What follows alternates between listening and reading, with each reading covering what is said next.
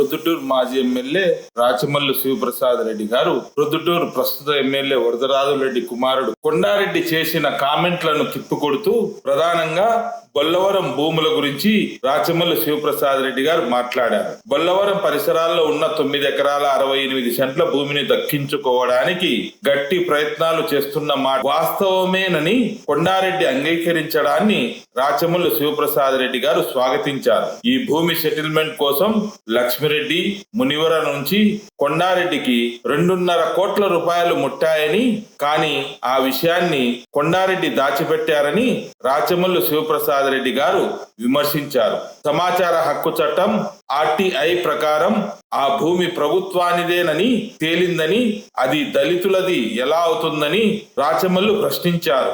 నిబంధనల ప్రకారం 1975లో ఇచ్చిన DKT పట్టా భూమిని అమ్మకూడదు, కానీ 1985లోనే ఆ భూమిని ఇతరులకు విక్రయించడం ద్వారా దళితులు దానిపై హక్కు కోల్పోయారని, ఇప్పుడు దానికి చట్టబద్ధత కల్పించడం అసాధ్యమని రాచమల్లు శివప్రసాద్ రెడ్డి గారు చెప్పారు. బొల్లవరంకు చెందిన ప్రభాకర్ రెడ్డితో కొండారెడ్డి మాట్లాడిన విషయాన్ని ప్రస్తావిస్తూ రాజకీయ పలుకుబడితో లేని హక్కును సృష్టించే ప్రయత్నం కొండారెడ్డి గారు చేస్తున్నారని రాచమల్లు శివప్రసాద్ రెడ్డి గారు అన్నారు. గత 50 ఏళ్లుగా ఆ భూమిలో 1 సెంటు కూడా సాగు చేయలేదని, భూమి శిస్తు కూడా కట్టలేదని రాచమల్లు శివప్రసాద్ రెడ్డి గారు స్పష్టం చేశారు.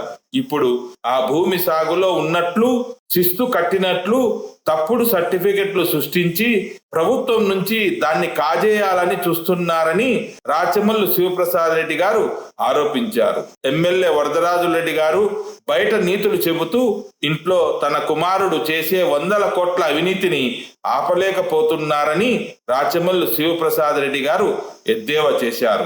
రాజకీయ పదవి ముగిసేలోపు తన కుమారుడు కొండారెడ్డికి కోట్ల రూపాయల ఆస్తులు కూడబెట్టడమే లక్ష్యంగా ఎమ్మెల్యే వరదరాజులరెడ్డి గారు పనిచేస్తున్నారని రాచమల్లు శివప్రసాద్ రెడ్డి గారు విమర్శించారు. లక్ష్మిరెడ్డి, మునివర పెట్టిన పెట్టుబడి వృధా అవుతుందని, ఆ భూమి వారికి దక్కదని రాచమల్లు తీవ్ర స్థాయిలో హెచ్చరించారు. ప్రభుత్వ ఆస్తులను కాపాడడానికి తాము ఖచ్చితంగా ఎల్లవేళలా న్యాయ పోరాటానికైనా ఏ పోరాటానికైనా సంసిద్ధంగా ఉన్నామని రాచమల్లు శివప్రసాద్ రెడ్డి గారు స్పష్టం చేశారు. ఈ విషయంపై ఇంకా రాచమల్లు శివప్రసాద్ రెడ్డి గారు ఏమన్నారో పూర్తి వీడియోను చూసి తెలుసుకోండి. ప్రొద్దుటూరు నియోజకవర్గ ప్రజలందరికీ మీ బిడ్డలాంటి రాచమల్లు హృదయపూర్వకంగా నమస్కరిస్తూ, నిన్న మొన్నటి దినం నంద్యాల వరదరాజరెడ్డి గారి కుమారుడు కొండారెడ్డి గారు పాత్రికేయుల సమావేశాన్ని నిర్వహించి వల్లవరం వెంకటేశ్వర స్వామి దేవాలయం దగ్గర ఉండబడిన 9 ఎకరాల 68 సెంట్లు ప్రభుత్వానికి సంబంధించిన భూమిని తాను స్వాహా చేయబోతున్నాడు, దాన్ని ప్రభుత్వం దగ్గర నుంచి తన ఆధీనంలోకి తీసుకొని అమ్ముకునే దానికి ప్రయత్నం చేస్తున్నాడు అని చెప్పి నేను ఆరోపణ చేశాను. ఆ ఆరోపణ పైన కొండారెడ్డి సమాధానం ఇస్తూ, నేను చేసిన ఆరోపణ సత్యమని అంగీకరించాడు. నేను చేసిన ఆరోపణ సత్యం అని అంగీకరిస్తూ ధృవీకరించాడు. ధన్యవాదాలు కొండారెడ్డి గారికి. హృదయపూర్వకంగా మిమ్మల్ని అభినందిస్తాను కొండారెడ్డి, నిజాన్ని ఒప్పుకునేందుకు. ఆయన మాటల్లోనే ఒకసారి మీకు వినిపిస్తా ప్రజలారా. ఏం చెప్పినాడు కొండారెడ్డి? నేను మొన్న మాట్లాడిన దానికి ఆయన ఏం చెప్పినాడు? నిజమే, మాజీ ఎమ్మెల్యే గారు మాట్లాడినట్టు వల్లవరం దగ్గర ఉండబడిన భూమి 9 ఎకరాల 68 సెంట్లకు గాను అంత భూమి అక్కడ లేదు, కొంత ఉప్పాగు దగ్గర ఉంది. ఇక్కడ ఉండేది విలువైన భూమి, అక్కడ ఉండేది విలువ తక్కువ భూమి. ప్రస్తుతానికి వల్లవరం వెంకటేశ్వర స్వామి దేవాలయం దగ్గర ఉండే విలువైన భూమి ఒక 4 ఎకరాల భూమిని మేము చట్టపద్ధతి ప్రకారం తీసుకునే దానికి ప్రయత్నం చేసిన మాట వాస్తవమే. చౌటపల్లికి సంబంధించిన లక్ష్మిరెడ్డి గారు, దర్శానపల్లికి సంబంధించిన మాజీ సర్పంచ్ భర్త మునివర, నేను చెప్పింది వాళ్ళిద్దరి పేర్లే. వాళ్ళిద్దరు నా దగ్గరకు వచ్చినారు. లక్ష్మిరెడ్డి నన్ను అడిగినాడు, నాకు మునివర పెట్టుబడి పెడతాడు, నాకు భాగం ఇస్తాడు, ఈ దళితులకు సంబంధించిన అసైన్డ్ భూమి అని చెప్పి వాదాస్పదం ఉంది, ప్రభుత్వంలో నువ్వు నాకు చేపిస్తే నా ఆర్థిక ఇబ్బందులు తీరుతాయని చెప్పి లక్ష్మిరెడ్డి మామ నన్ను అడిగినాడు. లక్ష్మిరెడ్డి మామ మాకు కావలసిన వాడు కాబట్టి నేను చేస్తానని చెప్పినాను. అందుకు ప్రతిఫలంగా నీకు ఒక భాగం ఇస్తాం పోయి అని చెప్పి లక్ష్మిరెడ్డి అన్నాడు. భాగాల గురించి ఇప్పుడు ఏముందిలే మామ, పని అయిన తర్వాత మాట్లాడుకున్నామని చెప్పి నేను చెప్పినాను. ఇది ప్రజలారా, నేను ఆరోపణ చేసింది ఇదే, కొండారెడ్డి అంగీకరించినది కూడా ఇదే. నిజాయితీగా నిర్భయంగా కొండారెడ్డి గారు అంగీకరించినందుకు హృదయపూర్వకంగా నేను అభినందిస్తాను. తప్పులు పక్కన పెడదాం, అబద్ధం చెప్పకుండా ఒప్పుకునేందుకు నిజమే. అయితే ఇంకొక విషయాన్ని కూడా ఆయన ధృవీకరించితే గన నేను మరింత సంతోషపడిందును, మీ వ్యక్తిత్వం పట్ల మరింత నాకు గౌరవం ఉండిండు. ఆ ఒకటి ఏంటంటే, లక్ష్మిరెడ్డి దగ్గర నుంచి మునివర దగ్గర నుంచి నీకు 2,50,00,000 రూపాయలు డబ్బులు ముట్టినాయి అని చెప్పాను. దళితులకు ఇచ్చే డబ్బు కాకుండా రామేశ్వరంలో ఉండే అగ్గిరాముడు, ఉరఫ్ అగ్గిరాముడు పేరైతే నడిపి సుబ్బన్న, పెద్ద సుబ్బన్న, ఈ ఇరువుడిని రాజీ చేసుకుని లోక్ అదాలత్లో రాజీ చేసి వాళ్ళ యొక్క హక్కులను విత్డ్రా చేయించుకునే దానికోసం వాళ్ళకి ఇచ్చిన భాగ పరిష్కారముల భూమి ఎంత, డబ్బులు ఎంత, దళితులకు ఒక్కొక్కరికి 10 లక్షల రూపాయలు ఇచ్చినావు, నలుగురికి 10 లక్షల రూపాయలు ప్రస్తుతానికి. నీకు 2.5 కోటి వాళ్ళు డబ్బులు ఇచ్చి, నీకు 2.5 కోటి డబ్బులు ఇచ్చిన దాన్ని ఒకటి నువ్వు ధృవీకరించలే, అది మూసిపెట్టినావు. మళ్ళీ ఇప్పుడు చెప్తానా కొండారెడ్డి, నీకు మునివర లక్ష్మీరెడ్డి దగ్గర నుంచి 2,50,00,000 రూపాయల డబ్బులు నీకు పుట్టినాయి. పని జరిగిన తర్వాత అందులో నీకు అగ్రభాగం నీకే, సింహభాగం నీకే, తక్కినేది మునివరకు లక్ష్మీరెడ్డి. ఆ 2.5 కోటిది కూడా నువ్వు ధృవీకరించింటే గనా నేను నిన్ను మరింత అభినందించు. మరొక్కసారి నువ్వు పాత్రికేయుల సమావేశం నిర్వహించినప్పుడు 2.5 కోటి గురించి నువ్వు మాట్లాడాలి, మునివర లక్ష్మీరెడ్డి ఇచ్చినారా లేదా అని. అదే విషయంలోనే నేను అగ్గిరాముతో మాట్లాడలే, ఐశ్వరాముతో మాట్లాడలే, దళితులతో మాట్లాడలే, నేను బద్వేలి ప్రభాకర్ రెడ్డితో మాట్లాడినాను బొల్లవరానికి సంబంధించి అని చెప్పి. నిజమే, బద్వేలి ప్రభాకర్ రెడ్డి కూడా ఈ భూమికి సంబంధించి సత్యనారాయణ రెడ్డికి సమీప బంధువు. సత్యనారాయణ రెడ్డి వాళ్ళ అన్నయ్య, చిన్న పెద్దనాయన అవుతాడు. ఆయన కూడా 1 ఎకరా దళితులు వేరే వాళ్ళకి చేపిస్తే వాళ్ళ దగ్గర నుంచి ప్రభాకర్ రెడ్డి చేసుకున్నాడు. కాబట్టి ప్రభాకర్ రెడ్డిని మీరు పిలిపించుకొని మాట్లాడి ప్రభాకర్ రెడ్డితో కూడా విత్డ్రా చేసుకోవాలని మాట్లాడి, అంటే ఈ భూమిలో ఎవరికైతే సంబంధం ఉందో ఆ సంబంధం ఉన్నటువంటి ఇన్వాల్వ్ అయినటువంటి ప్రభాకర్ రెడ్డితో మీరు మాట్లాడిన మాట కూడా ధృవీకరించి. ఇక హరిజనులతోనూ అగ్గిరామంతోనూ మీరు మాట్లాడలేదన్నారు. వాస్తవమే, దళితులతోనూ అగ్గిరామంతోనూ మీరు మాట్లాడలే. కానీ మీ పేరు చెప్పి మీ అధికారాన్ని ఉపయోగించి లక్ష్మీరెడ్డి, మునివర మాట్లాడి వారిని విత్డ్రా చేయించినారు లోక్ అదాలత్. నేను అడుగుతా ఉన్నా ఈ రోజు, ఇంకొక మాట కూడా వాళ్ళకి చెప్పినావు. అసైన్డ్ భూములకు సంబంధించి ఎవరికైతే డీగేటి పట్టా ఇచ్చి ఉంటారో 20 సంవత్సరాలు వాళ్ళ అనుభవంలో ఉండి అనుభవించుకుంటే జగన్మోహన్ రెడ్డి గారు ఒక జీవో ఇచ్చినారు. ఆ జీవో సారాంశం ఏంటంటే అసైన్డ్ పట్టాను 20 సంవత్సరాలు అనుభవించుకునేవారు అమ్ముకుండే అధికారాన్ని ఆయన కల్పించినారు. కాబట్టి ఈ దళితులు కూడా 20 ఏళ్లు దాటింది కాబట్టి చట్టబద్ధత ఉంది కాబట్టి ఇది మీకు చేసేదానికి వీలైతాది. కాకపోతే చంద్రబాబు నాయుడు గారు ఇప్పుడు ఆ జీవోను అబయన్స్ లో పెట్టినారు. ఎందుకు పెట్టినారు? గతంలో వైఎస్ఆర్ కాంగ్రెస్ పార్టీకి సంబంధించిన మాలాంటి వాళ్ళం అందరం కూడా, మాలాంటి వాళ్ళం వైఎస్ఆర్ కాంగ్రెస్ పార్టీ ఎమ్మెల్యేలం దళితులకు సంబంధించిన భూములను, అసైన్డ్ భూములను, దేవాదాయ శాఖ భూములను, మరొక భూములను ఇటువంటి భూములను మేము 5 లక్షలు 10 లక్షలు వాళ్ళ చేతుల్లో పెట్టి మేము స్వాధీనపరుచుకొని మోసం చేసింటామనే ఉద్దేశంతో, ఇది మోసం కాకూడదు, ప్రభుత్వ భూమి ప్రభుత్వం దగ్గర ఉండాలా, దళితుల భూమి దళితుల దగ్గర ఉండాలని చెప్పే ఉద్దేశంతో ఆయన అనుమానంతో అబయన్స్ లో పెట్టాడు. ఇప్పుడు మీరేం చెప్తారు కొండారెడ్డి గారు? ఆ జీవో ఎప్పుడైతే అబయన్స్ లో నుంచి గడ్డకు వస్తుందో వచ్చిన మరుక్షణం లక్ష్మీరెడ్డి మామ నీకు ఆ పని నేను చేసి పెడతా, ఈ లోపల మీరు చేయాల్సిన పని ఏంటంటే మీరు చేసే పనులు మీరు చేయండి అని చెప్పినావు. అది కూడా నువ్వు ప్రెస్ లో చెప్పినావు. ఈ లోపల మీరు చేయాల్సిన పనులు మీరు చేసుకోండి. ఏంటి ఆ పనులు? అగ్గిరాముని వాళ్ళతో మాట్లాడుకొని లోబర్చుకోండి, దళితులతో మాట్లాడుకొని లోబర్చుకోండి, వాళ్ళిద్దరిని లోబర్చుకొని లోక్ అదాలత్ కేసి విత్డ్రా చేయించండి. అది సాగులో లేకుండా ఉంది కాబట్టి ఎంఆర్ఓతో వాళ్ళతో మాట్లాడుకొని సాగు లేకుండా సర్టిఫికెట్లు తీసుకోండి, దొంగ సర్టిఫికెట్ శిస్తు కట్టినట్టు తీసుకోండి. ఇవన్నీ మీరు రెడీ చేసి పెట్టుకుంటే రేపు జీవో అబయన్స్ లో నుంచి గడ్డకు వచ్చిన నాటికి మన దగ్గర క్లియర్ పిక్చర్ ఉంటే గనా అప్పుడు నేను దాన్ని చట్టబద్ధత రూపంలో దాన్ని తీసుకొని మీరు నేను పంచుకున్నాము అని చెప్పినా అని చెప్పి నిజాయితీగా నువ్వే చెప్పినావు. ఇంకా దీంట్లో మళ్ళీ కాంట్రవర్సీ లేదు. కొండారెడ్డి చెప్పింది ఇదే, పాత్రికేయ మిత్రులు కూడా బహుశా ఇదే అర్థమైంది అనుకుంటా. ఇది కాకుండా వేరేదేమన్నా అర్థమైంటే మీతో కూడా నేను సంభాషిస్తాం, మళ్ళా పాత్రికేయులతో కూడా ఇదే ఆయన మాట్లాడింది. ప్రధానంగా ఆయన చెప్పింది చట్టబద్ధతగా ఉండేది ఏదైనా మేము చేసుకుంటాము, చట్టంలో ఉండే లొసుగులను ఉపయోగించుకొని మా వాళ్ళకు ప్రయోజనాన్ని చేకూర్చి మేము కూడా ఆ బెనిఫిట్స్ ను పొందుతాము అని చెప్పింది. రైట్. ఇక నేను ఈ పాత్రికేయుల సమావేశం యొక్క ముఖ్య ఉద్దేశం ఏంటంటే మొట్టమొదటిది నువ్వు నిజాయితీగా అంగీకరించినందుకు, ఆ భూమిని మీరు అమ్ముకోవాలనే ఉద్దేశంతో మీరు అంగీకరించినందుకు నేను అభినందిస్తాను. రెండవది, ఎక్కడ చట్టబద్ధత ఉంది కొండారెడ్డి? దీంట్లో ఎక్కడ చట్టబద్ధత? ఫస్ట్ ఆఫ్ ఆల్ ఈ భూములు ప్రభుత్వానియా లేకుంటే ప్రభుత్వం అసైన్డ్ కమిటీ పేరుతో లేకుంటే అసైన్డ్ పట్టా పేరుతో దళితులకు ఇచ్చినేటియా? మేము సమాచార హక్కు చట్ట ప్రకారం ప్రభుత్వాన్ని అడిగితే ప్రభుత్వం మాకు ఇచ్చిన సమాధానం ఏంటంటే ఈ భూమి ప్రభుత్వానిది అని ఇచ్చినారు. మరి ప్రభుత్వానిది భూమి అని చెప్పి ప్రభుత్వమే సమాచార హక్కు చట్ట ప్రకారం ధృవీకరించిన తర్వాత ఈ భూమి దళితులు ఏ విధంగా అవుతుంది? అసైన్డ్ పట్టాగా దళితులు ఏ విధంగా అవుతుంది? కాదు. లేదు, నీ ప్రకారమే మాట్లాడదాం. అది ఇంకా దళితులకు ఇచ్చిన అసైన్డ్ పట్టా ఏమైతే డీగేటి పట్టా ఉందో దాన్ని ప్రభుత్వం పూర్తిగా రద్దు పరచలేదు, వీళ్ళ పూర్తిగా అనుభవంలో లేదు. రద్దు పరచలేదు కాబట్టి వీళ్ళకి ఇంకా అధికారం ఉంది అని నేను మాట్లాడతాను అని నువ్వు అనుకుంటే, ఇన్ని తెలిసిన నీకు 30 సంవత్సరాలు మీ తండ్రి గారు ఎమ్మెల్యేగా ఉండి నువ్వు చదువుకునేవానివి, నీకు ఈ చట్టం తెలీదా? ఏ డీగేటి పట్టా దళితులకు ఇచ్చినారో ఆ డీగేటి పట్టా మీదనే ఇటువైపు అటువైపు 26 కాలమ్స్ రాసింటారు నిబంధనలు. ప్రభుత్వం వారు డీగేటి పట్టా ఇచ్చినప్పుడు డీగేటి పత్రం మీదనే రాసింటారు. ఈ డీగేటి పత్రం మీద ఏం రాసింటారంటే వ్యవసాయం చేసుకోవడానికి ఇచ్చిన ఈ భూమిని వ్యవసాయం మాత్రమే చేసుకోవాలా, ఈ భూమిలో ఎటువంటి నిర్మాణాలు కట్టడాలు చెయ్యరాదు, ఈ భూమిని ఇతరులకు నువ్వు విక్రయించరాదు, ఇతరులు కొనరాదు, నువ్వు విక్రయించినా ఇతరులు కొన్నా ఇది నేరమైతుంది, నీ మీద చట్టపరమైన చర్యలు తీసుకుంటాము, నువ్వు అమ్మిన మరుక్షణమే, ఈ ఉల్లంఘన చేసిన మరుక్షణమే, నిబంధనలు ఉల్లంఘన చేసిన మరుక్షణమే దీన్ని రద్దుపరిచే అధికారం ప్రభుత్వానికి ఉంది, ఈ ఆస్తి మీద సంపూర్ణమైన అధికారం ప్రభుత్వానికి అనేదే ప్రభుత్వం ఎప్పుడైనా వెనక్కి తీసుకునే అధికారం ఉంది. ఈ నిబంధనలన్నీ డీగేటి పట్టాలో ఉంటాయి కొండారెడ్డి. మరి దీని ప్రకారం 1975లో డీగేటి పట్టా తీసుకునే దళితులు 1985లో అగ్గిరావుని పేరుతోనో, నడిపి సుబ్బన్న పేరుతోనో, పెద్ద సుబ్బన్న పేరుతోనో, లేకుంటే పాతకోట ఎల్లారెడ్డి పేరుతోనో, వెంకట సుబ్బారెడ్డి పేరుతోనో 2 లక్షల రూపాయలు డబ్బులు తీసుకొని సబ్ రిజిస్ట్రార్ పోయి రిజిస్టర్ చేసిన తర్వాత రిజిస్ట్రేషన్ డాక్యుమెంట్స్ అన్ని కలెక్టర్ గారికి అందిన తర్వాత ఇంకా అసైన్డ్ భూమి మీద దళితులకు హక్కు ఉందంటావా కొండారెడ్డి? ఎక్కడొస్తుందమ్మా నాకు తెలియకడుగుతా. ఇంత తెలిసిన నీకు అది తెలియదా? తెలుసు. కాకపోతే లేని హక్కును దళితులకు ఉండేటట్టు చూపించి ప్రభుత్వం ద్వారా మీ అధికారాన్ని ఉపయోగించి లేని హక్కును దళితులకు హక్కు చూపించి ఈ డీగేటి పట్టా దళితులయే అనడానికి మీ రాజకీయ పలుకుబడిని ఉపయోగించి మొట్టమొదట ముందు అక్కడ విజయం సాధించాలా మీరు. ఆ తర్వాత రెండోది ఆ దళితులకు నువ్వు చెప్పిన ప్రకారం ఎకరా 8 కోట్లు చేస్తాది, 10 కోట్లు చేస్తాది, 15 కోట్లు చేయదన్నావు. ఎకరా 8 కోట్లు 10 కోట్లు చేసే భూమికి ఒకవేళ డీగేటి పట్టాయి జగన్మోహన్ రెడ్డి గారు ఇచ్చినటువంటి జీవో ప్రకారం అమ్ముకునే అధికారం వాళ్ళకుంటే అమ్ముకొని ఆ 10 కోట్లు 8 కోట్లు ఎవరు తీసుకోవాలా కొండారెడ్డి? దళితులు తీసుకోవాలా. 10 లక్షల రూపాయలు వాళ్ళ చేతుల్లో పెట్టి 10 కోట్ల రూపాయల భూమిని లక్ష్మీరెడ్డి ముని వరకు నేను పంచుతాను, నేను అందులో అగ్రభాగం తీసుకుంటాను అంటే చట్టబద్ధత ఇదేనా? దళితులకు మీరు ఇచ్చిన ఆర్థిక స్వేచ్ఛ ఇదేనా? మీ చంద్రబాబు నాయుడు జీవోను అభయన్స్ లో పెట్టింది. నేను ముఖ్యమంత్రి గారిగా చెప్తానా, ముఖ్యమంత్రి గారు వినండి, చంద్రబాబు నాయుడు గారు వినండి, మీ కొండారెడ్డి గారు చెప్తాండేది ఏంటంటే నువ్వు ఏ జీవోనైతే జగన్మోహన్ రెడ్డి గారు ఇచ్చిన దళితుల కోసం ఇచ్చిన జీవోను అభయన్స్ లో పెట్టినావో మేమేందో మోసం చేసినామని మీ కొండారెడ్డి ఏం చెప్తానంటే ఆ జీవో నువ్వు అభయన్స్ లో నుంచి ఇప్పుడు గడ్డకు తీస్తావో అప్పుడు ఇమ్మీడియట్ గా ఈ దళితులకు నేనే మోసం చేసి నేనే తీసుకుంటాను పత్రికల ముందు పెడతాడు అంటే మీ ప్రభుత్వంలోని ఎమ్మెల్యేల పిల్లలు దళితులకు ఏ స్వేచ్ఛనిస్తున్నారు, దళితులకు ఏ ఆర్థిక భద్రతనిస్తున్నారు, చట్టంలోని నిబంధనలు ఏ మేరకు గౌరవిస్తున్నారనే సత్యాన్ని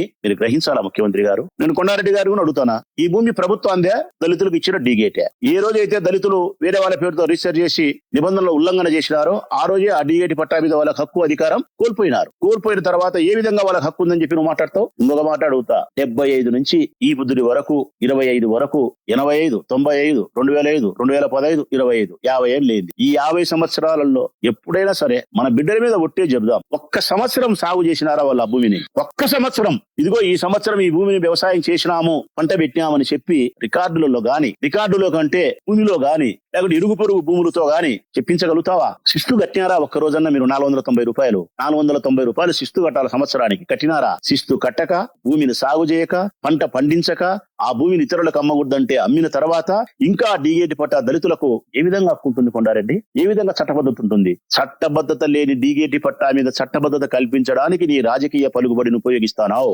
వ్యవసాయం చేయి భూమిని శిస్తు కట్టని భూమికి శిస్తు కట్టినట్టు వ్యవసాయం చేసినట్టు దొంగ సర్టిఫికెట్లు సృష్టించే ప్రయత్నం చేస్తానావు. చంద్రబాబు నాయుడు జగన్మోహన్ రెడ్డి గారి జీవోను అభయన్స్ లో నుంచి గడ్డకు తెచ్చిన తర్వాత దాన్ని చట్టబద్ధత కల్పించినట్టు చేసి దళితులకు అప్పజెప్పి ఆ తర్వాత పప్పులకు బెల్లాలకు 10 లక్షలు వాళ్ళ చేతుల్లో పెట్టి 10 కోట్ల భూమిని నీవు నీ అనునీయులు పంచుకునేదానికి కుట్ర చేస్తున్నారని నేను చెప్పిన ఉపోద్గా దాన్ని నువ్వు ధృవీకరించినావు. 1-2 అబద్ధాలు చెప్పినావు. 2.5 కోట్లు తీసుకునేది అంగీకరించలే. చట్టబద్ధత ఉంటే చేస్తానని చెప్పి నిజాయితీగా మాంసం తింటానా మెడకేసుకుంటా అని చెప్పి దళితులకు మేము దక్కనీయము, మేమే తీసుకుంటాం రాజకీయ పలుకుబడి పెద్దరెడ్డి గారు అని చెప్పి చెప్తానావు.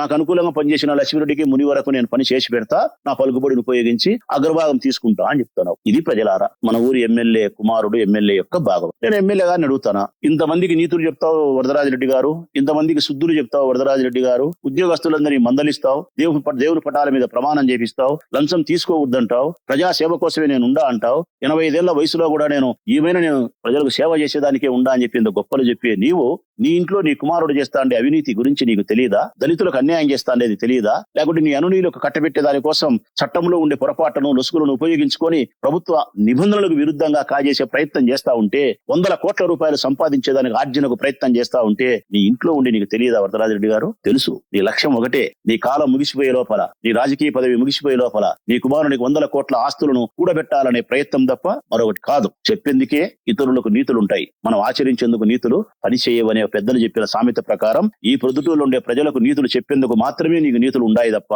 ఆ నీతులను ఆచరించడానికి నీకు పనికి లేవు. మొట్టమొదట నీ కొడుకును అవినీతి నుంచి నువ్వు బయటికి తీసుకురాగలిగితే ఆ తర్వాత నువ్వు ఉద్యోగస్తులు అవినీతి చేయకుండా చెప్పగలిగితే నేను సంతోషిస్తాను. నీ కొడుకును నువ్వు నిరోధించగలిగితే అవినీతి మార్గం నుంచి ఆ తర్వాత మాకు నువ్వు శుద్ధులు చెప్పగలిగితే నీ పెద్దరికాన్ని, నీ అనుభవాన్ని నేను స్వీకరిస్తా. నీ కుమారుడు అవినీతి పరుడే, నీవు అవినీతి పరుడు. నువ్వు అవినీతి పరుడివి, నీ కుమారుడితో అవినీతితో పాటు క్రిమినల్ క్రిమినల్ యాక్టివిటీస్ కూడా ఉన్నాయి. తన యొక్క ఆర్జన కోసం, తన సంపాదన కోసం పలుకుబడిని ఉపయోగించడమే కాకుండా ఎక్కడైనా ఆ పలుకుబడికి లోబడకుండా ఉంటే వాళ్ళ మీద హింసతో కూడిన దాడి చేయడానికి కూడా వెనుకాడని మనిషి నీ కుమారుడు. అందుకు చరిత్ర చెప్తాండే సాక్ష్యమే ఈవి సుధాకర్ రెడ్డి, అందుకు చరిత్ర చెప్తాండే సాక్ష్యమే శివ గణేష్, అందుకు చరిత్ర చెప్తా ఉండే సాక్ష్యమే ఆడిటర్ అయిన రాహోనుడు, అందుకు చరిత్ర చెప్తా ఉండే సాక్ష్యమే నా తలలో ఎన్ని వెంట్రుకలు ఉన్నాయో అన్ని హింసాత్మక సంఘటనలకు నీ కుమారుడు పాల్పన్నాడు. అందుకు కారణమే రాజకీయ వైరముతో 2019లో మిమ్మల్ని ఓడించినామనే ఒకే ఒక కారణంతో, లింగారెడ్డికి నేను సహకరించిననే కారణంతో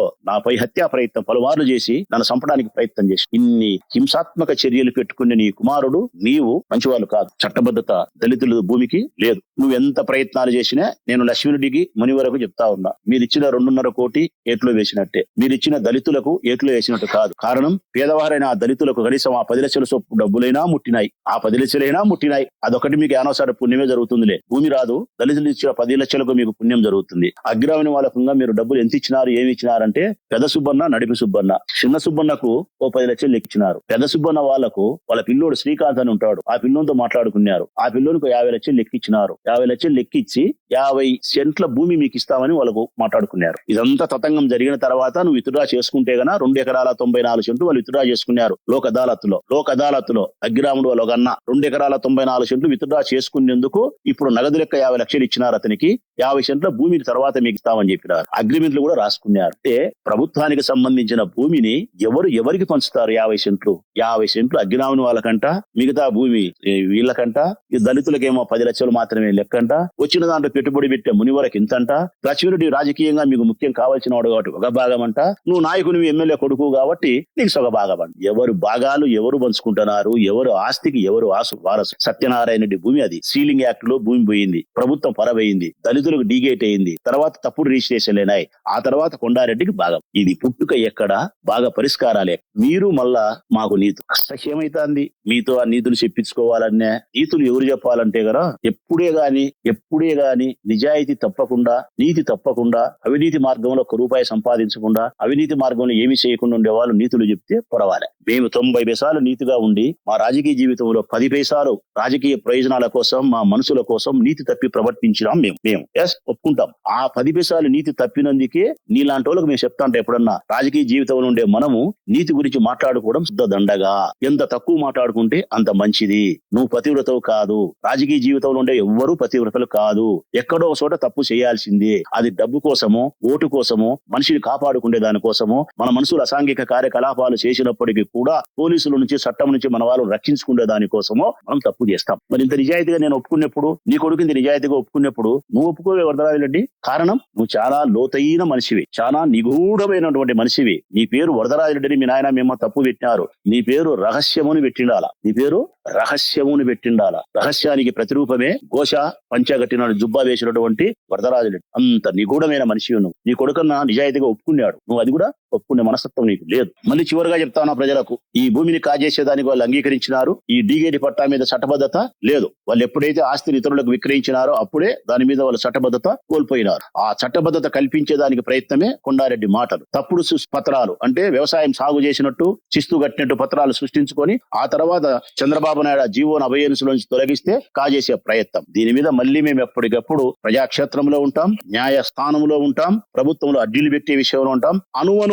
అణువణువున ప్రతి క్షణం ఈ ప్రభుత్వ ఆస్తిని కాపాడడానికి ప్రజాస్వామ్యబద్ధములో చట్ట ప్రకారము నేను ఏ నిర్ణయాలు తీసుకోవాలో ఆ నిర్ణయాలన్నీ కూడా తీసుకుంటానని మరొకసారి చెబుతూ, లక్ష్మీరెడ్డి గారికి, మునివర గారికి అయితే మాత్రం మీ డబ్బులు రావు, మీకు భూమి రాదు. దయచేసి ఈ నుంచి మళ్ళా కొండారెడ్డి ఎప్పుడైనా ఈ పనింది ఢిల్లీకి పోవాలా, ఆ పనింది ఇంకొక 50 లక్షలు కోటి అంటే ఇస్తే మాత్రం అది కూడా ఓం నమ శివాయ, ఓం నమ శివాయ, ఓం నమ శివాయ. ప్రజలకు చెప్తా ఉన్నా నేను. ప్రశాంత్ అనే TV9 విలేకరు అడిగినాడు నన్ను ఏమని, నిన్న ప్రవీణ్ కామెంట్ చేసినాడు కదా, SS మాల్ కు సంబంధించి 2.5 కోటి డబ్బులు తీసుకుని దానిపైన ప్రమాణం చేస్తాను, ఒప్పుకుంటే మీ అన్న, మీ బామర్ది, నువ్వు ముగ్గురు రావాలా, నేను ఒక 100 అడిగితే 100కు మీరు ప్రమాణం చేయాలా అని అడిగినాడు. దానిపైన మీ కామెంట్ ఏందని అడుగుతున్నాను ప్రజలారా. నేను మామూలుగా అయితే మాట్లాడకూడదు అనుకున్నా. ఒక విలేకరి ప్రశ్న అడిగినప్పుడు సమాధానం చెప్పాల్సిన బాధ్యత ఉంది కాబట్టి, అతని పట్ల చెప్పడం అనేది ఎంత బాధ్యత ఉందో ప్రజలకు చెప్పాలనే బాధ్యత నాకు ఎక్కువ ఉంది కాబట్టి ప్రజలకే చెప్తా ఉన్నా. ఒక చిన్న కథ చెప్పి వదిలేస్తా, 1 నిమిషం కథ అంతే. ప్రజలారా వినండి. ఒక పెద్ద అడవిలో రారాజు సింహం ఒక చోట అది గంభీరంగా పనుకుంది, నిద్రపోలే, పూర్తి నిద్రపోలే. దాని స్టైల్లో పనుకుంటుంది కదా, లడ్డం ఒక రకంగా పనుకొని తీక్షణమైనటువంటి దాని చూపులతో చూస్తూ దాని ఉచ్ఛ్వాస శ్వాస చాలా వేడిగా బయటకు వస్తుంది. శ్వాస, సింహం యొక్క శ్వాస అట్నే ఉంటుంది. దాని చూపులు తీక్షణంగా ఉంటాయి. నిశ్శబ్దమైన వాతావరణంలో సింహం అట్లుంది. ఆ పక్కనే ఒక నక్క ఉంది, ఆ పక్కనే ఒక కుందేలు ఉంది. కొద్ది క్షణాల తర్వాత ఆ సింహం ఉండే ఆ ప్రాంతంలోకి ఒక గాడిద వచ్చింది. ప్రజలారా, గాడిద అది ఊరికి పోకుండా సింహం దగ్గరకు వచ్చి, ఈ అడవికంతా నువ్వే బలవంతునివి, రాజువు కదా, నీతో నేను పోటీ పడాలనుండా, మనిద్దరం పరుగు పందెం పెట్టుకున్నావా, ఈ నుంచి ఆ చివరుండే చెట్టు వరకు పోయి తిరిగి మళ్ళా ఇక్కడికి రావాలా, ఎవరు వేగంగా పరిగెత్తి వస్తారో వాళ్ళు గెలిచినట్టు అని సింహాన్ని ఆహ్వానించింది పందానికి గాడిద. సింహం పలకలే.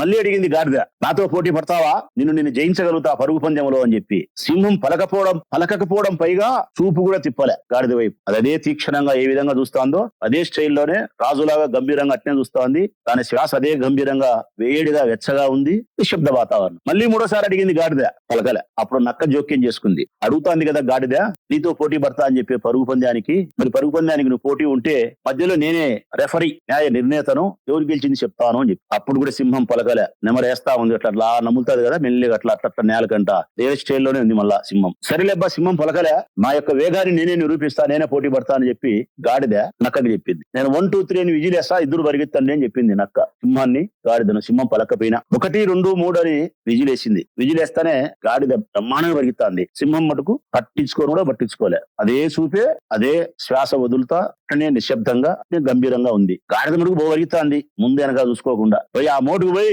మళ్ళీ ఈ మోటుకు వచ్చింది. సింహం అట్టే ఉంది. వచ్చి గాడిద అంటాంది, నేనే ముందు వచ్చినా, నేనే గెలిచినా పరుగు పందెంలో సింహంతో అని చెప్పి కాసేపు ఎగులాడింది. అప్పటికి సింహం పలకలే, గమ్ముండేది. అది అదే చూపే తీక్షణంగా, అది రారాజు అట్టే ఉంటుంది. అది కాసేపు ఎగులాడింది గాడిద, ఆ తర్వాత వెళ్ళిపోయింది. పలకలెత్తింది. ఇప్పుడు నక్కకు సోద్యమైంది. అది పందానికి పిలిచే పలకపాయ సింహము, చూడకపాయ, నేను పిలిచినా పలకపాయ, విజిలేసినా పరిగెత్తకపాయ, గాడిద మాత్రమే పరిగెత్తా. పోయి వచ్చినాక నేనే గెలిచినా అని చెప్పి గాడిద ఎంత కేకలేస్తాంది. అయినా సింహం సున్ను కూడా సుల్లే అని దీనికి చోద్యమైంది. నక్క తెలివైంది కదా, నక్క యుక్తి కదా నక్కకు. గాడిద పోయిన తర్వాత నక్క అడిగింది, ఎందుకు నువ్వు పోటీలో పాల్గొనలే, నువ్వు అనుకుంటే గాడిద కంటే వేగంగా పరిగెత్తగలిగినటువంటి కథ శక్తి సామర్థ్యాలు కలిగిన దానివి, నువ్వు ఎందుకు పరిగెత్తలే అని అడిగింది. అప్పుడు సింహము మౌనంగా ఉన్నది. మళ్ళా రెండోసారి నక్క అడిగింది, మళ్ళీ మౌనంగా ఉన్నది. ఇది ఎందుకో పలకలేదు, మరీ ఎక్కువ విసిగిస్తే ఇది తినేసాది దీంతో బరువు సింహంతో అని చెప్పి నక్క వెళ్ళిపోయింది. ఆ పక్కన ఎవరున్నారుగా, కుందేలుంది. సాధు జంతు, ఉత్తమురాలు, మంచిది, పాపం భుజమున బాగుంటది తెల్లగా.